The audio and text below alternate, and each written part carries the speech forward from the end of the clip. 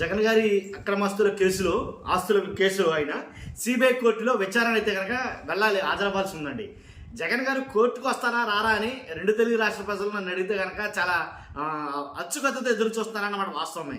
ఏదైతే ఈ నెలలో ఆయన కోర్టుకు వెళ్లాల్సి ఉండగా జగన్ గారు ఒక మెమో అయితే దాఖలు చేశారు. ఏంటది? నేను కోర్టుకు రాలేను, కానీ వ్యక్తిగత హాజరు నుంచి నాకు కొంచెం మినహాయింపు ఇవ్వండి, అంతేకాదు కోర్టు అనుమతిస్తే ఒకవేళ వీడియో కాన్ఫరెన్స్ ద్వారా నేను విచారణకి సిద్ధంగా ఉన్నాను అని ఒక మాట అయితే చెప్పారు.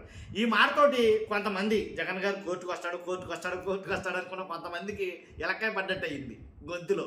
ఎందుకనంటే ఖచ్చితంగా కోర్టుకు రావాలి అని ఒక రకమైనటువంటి మీడియా వాళ్ళు ఎలా ఉన్నా కానీ, సిబిఐ కోర్టు సిబిఐ వాళ్ళంతా ఎలా ఉన్నా కానీ కోర్టుకు రావాలి జగన్ గారు అని ఒక రకమైన ఓ వర్గానికి సంబంధించిన మీడియా పాపం ఎంత బాధపడుతుందంటే నిజంగా నా బాధ వర్ణాతీతం నిజంగా. ఎందుకంటే జగన్ గారు కోర్టుకు రావాలనేది వాళ్ళ ఆశ ఆకాంక్ష. కాబట్టి దానికోసం జగన్ గారు కోర్టుకు వచ్చింది రాంది సిబిఐ కోర్టు తెలుస్తుంది. కానీ పాపం వీళ్ళు మాత్రం వీళ్ళ ఆత్రం ముందు చూశారు, మొత్తం ఆగట్లేదని చెప్పాలి ఒక మాటలో. ఏంటంటే జగన్ గారు కోర్టుకు రావాలి, ఇదే పాఠం. జగన్ గారు కోర్టుకు వస్తాడంటారా? జగన్ గారు కోర్టుకు రాడేమో. వాళ్ళే మీరు చూసారు లేదు, ఈ మధ్యలో భయంకరంగా వీడియోలు అయితే కనుక వస్తున్నాయి. కాబట్టి మెయిన్ స్ట్రీమ్ ఛానల్లోనే పైగా కొన్ని అదే ఇంకా మీకు తెలియని ఛానల్ ఏముంది కానీ నమ్మకం.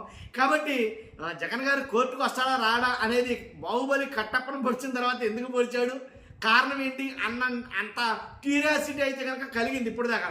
నాకు తెలిసి ఇప్పుడు జగన్ గారు తరఫున ఒక మెమో అయితే దాఖలు చేశారు. ఏమనంటే నాకు కోర్టు నుంచి వ్యక్తిగత ఆధార్ నుంచి మినహాయింపు ఇవ్వండి అని చెప్పేసి. ఆ మినహాయింపు ఇస్తే కనుక వీడియో కాన్ఫరెన్స్ ద్వారా నేను విచారణకు హాజరవుతాను. అయితే జగన్ గారు ఈసారి కూడా కోర్టుకు రాడైతే అని అయితే అనుకుంటారేమో అని నా డౌట్. కాబట్టి అదండి, జగన్ గారి కోర్టుకు వస్తారా రారా అనే దానికి ఒక రకంగా తెరపడినట్టే నాకు తెలిసి. అంటే వ్యక్తిగత హాజరు నుంచి మినహాయింపుని ఇస్తారేమో అని అనుకుంటున్నాను నేను కూడా. ఒకవేళ ఇస్తే కనుక పాపం చాలా మంది డిసప్పాయింట్ అయినట్టే నిజంగా, సీరియస్లీ అండి ఇది మాత్రం. ఎందుకంటే వాళ్ళ డిసప్పాయింట్మెంట్ ఇది చాలా నథింగ్ అనమాట. కాబట్టి అది ఈ విషయం చెప్తామని ముందుకు రావడం జరిగింది. ఫస్ట్ లైక్ చేయండి, సరదాగా ఉండాలండి కొన్ని విషయాలు. లైక్ చేయండి చెప్తాను.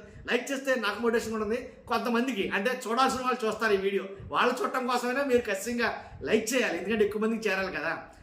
లైక్ చేయండి, మీ వాళ్ళతో చెప్తాను నేను. కొత్తగా మన ఛానల్స్తో పక్కగా సబ్స్క్రైబ్ చేయండి. మీ అమూల్యమైన అభిప్రాయాన్ని కామెంట్ రూపంలో తెలియజేయండి. Thank you very much.